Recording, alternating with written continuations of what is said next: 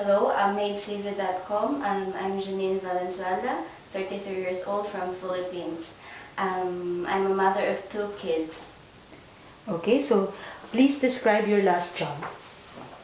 I'm working in a Spanish family, all around housekeeping and nanny and cooking and everything you can imagine.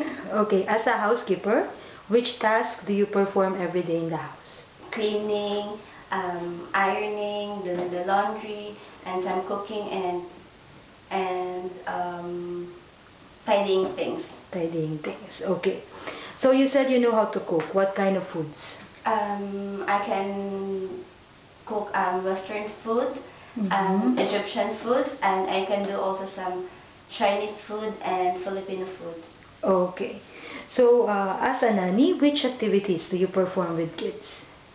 Playing, singing, dancing, writing. Okay.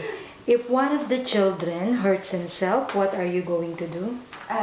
Give them first aid and call the employer immediately. Please keep your mobile phone on with you as families will contact you. Thank you very much for your time from MaidTV.com.